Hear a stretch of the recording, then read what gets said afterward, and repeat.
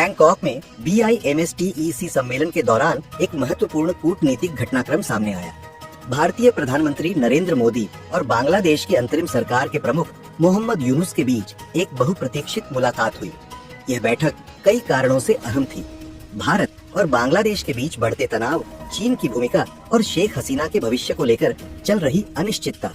इस मुलाकात से पहले अटकलें लगाई जा रही थीं कि शायद यह बैठक नहीं होगी, क्योंकि हाल के महीनों में दोनों देशों के संबंध तनावपूर्ण रहे हैं। लेकिन बांग्लादेश की ओर से बार बार अनुरोध किए जाने के बाद भारत इस बातचीत के लिए राजी हुआ।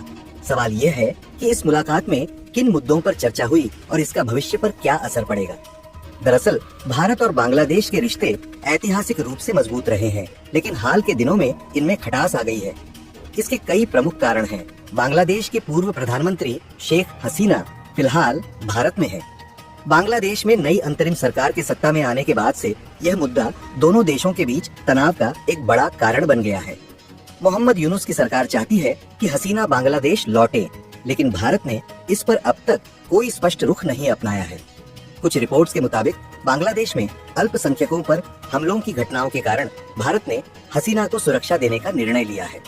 भारत के लिए सिलीगुड़ी कॉरिडोर, जिसे चिकन नेक भी कहा जाता है, सामरिक रूप से बेहद महत्वपूर्ण है। यह संकरा भूभाग भारत के उत्तर पूर्वी राज्यों को मुख्य भूमि से जोड़ता है। यदि बांग्लादेश चीन के करीब जाता है और वहां चीन की सैन्य या व्यापारिक गतिविधियां बढ़ती हैं, तो यह भारत के लिए एक बड़ा सुरक्षा खतरा बन सकता है। भारत नहीं चाहता कि बांग्लादेश में चीन का प्रभाव बढ़े और इसीलिए वह अपने पड़ोसी देश के साथ करीबी संबंध बनाए रखना चाहता है।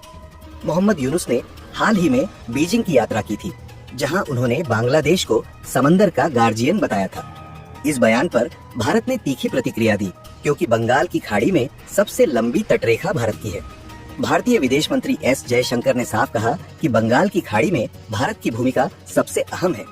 यूनुस के इस बयान से संकेत मिलता है कि बांग्लादेश चीन के प्रभाव में आ सकता है, जो भारत के लिए चिंता का विषय है। बांग्लादेश में हिंदू और बौद्ध अल्पसंख्यकों पर बढ़ते हमलों की खबरें आई हैं। भारत ने इस पर चिंता जताई है, लेकिन बांग्लादेश सरकार इसे आंतरिक मामला बता रही है। भारत को डर है कि यदि यह सिलसिला जारी रहा तो इससे बांग्लादेश में अस्थिरता बढ़ेगी और इसका असर भारत पर भी पड़ेगा। यह मुद्दा भी इस बैठक में उठाए जाने की संभावना थी। जब बैंकॉक में पीएम मोदी और मोहम्मद यूनुस मिले तो यह स्पष्ट था कि दोनों नेताओं के बीच रिश्ते सहज नहीं हैं। मीडिया में आई तस्वीरों में दोनों नेताओं को हाथ मिलाते हुए देखा गया, लेकिन उनके चेहरे पर गंभीर भाव थे। ऐसा लग रहा था कि यह मुलाकात सिर्फ औपचारिकता के तहत हो रही है। चलिए जानते हैं यूनुस के साथ पीएम मोदी ने किन मुद्दों पर चर्चा की। दरअसल रिपोर्ट्स के मुताबिक इस बैठक में अलग अलग मुद्दों पर बातचीत हुई। भारत ने साफ कर दिया कि शेख हसीना को किसी भी प्रकार का नुकसान नहीं होने दिया जाएगा।